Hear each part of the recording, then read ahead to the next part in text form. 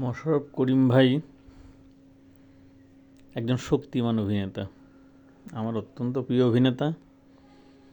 কত যে নাটক দেখছি তার, বিশেষ করে সিলেটি ভাষায় মানি ইজ নো প্রবলেম, হারকিপ্টের মধ্যেও তার অনবদ্য অভিনয়।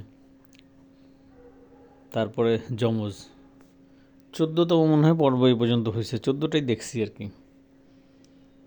কি অসাধারণ অভিনয় দক্ষতা, একটা ক্যারেক্টারের মধ্যে নিজেকে অ্যাটাচমেন্ট এত স্ট্রং, এবং তার এক্সপ্রেশন, তার ডায়লগ থ্রোয়িং একদম অসাম। আর যে কোনো চরিত্রের মধ্যে সে আসলে মিশে যেতে পারে। শক্তিমান অভিনেতার একটা বড় গুণ। আর বিশেষ করে মানুষকে হাসানো খুব কঠিন, এবং যারা খুব সহজ এটা করতে পারে তারা আসলেও শক্তিমান অভিনেতা। মোশাররফ ভাই সেই রকম একজন অভিনেতা, যে যে কোনো চরিত্রের মধ্যে মিশে যে সে তার ক্যারেক্টারটা, তার চরিত্রটা ফুটিয়ে তুলতে পারে। তো হঠাৎ করে যমজ দেখতেছিলাম, তো মনে করলাম যে মোশাররফ করিম ভাইয়ের একটা ছবি ট্রাই করি। একটা সিম্পল A4 কাগজ একটু ড্রয়িং করে নিয়ে তারপরে ঘষে ঘষে রং করছি। আর বরাবরের মধ্যে খুব দ্রুত কাজটা করছি, একটু সময় নিয়ে করলে আরেকটু হয়তো পারফেকশন আসতো।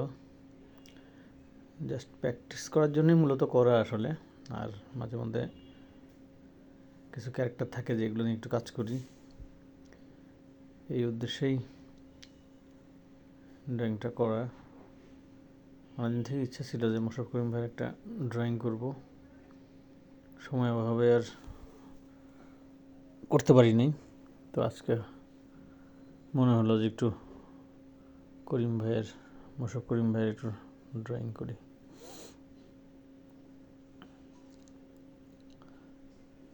তা আর মোশাররফ ভাইয়ের সবচেয়ে ভালো লাগে সাবলীল অভিনয়, কোনো জড়তা নাই, মনেই হয় না যে সে অভিনয় করতেছে, একদম বাস্তব। এই জিনিসটা আসলেও খুব দারুণ, ভালো লাগে আর কি। আর বিশেষ করে যমজ দেখতে এতবার যে আমি যমজের এই 14টা পর্ব দেখছি,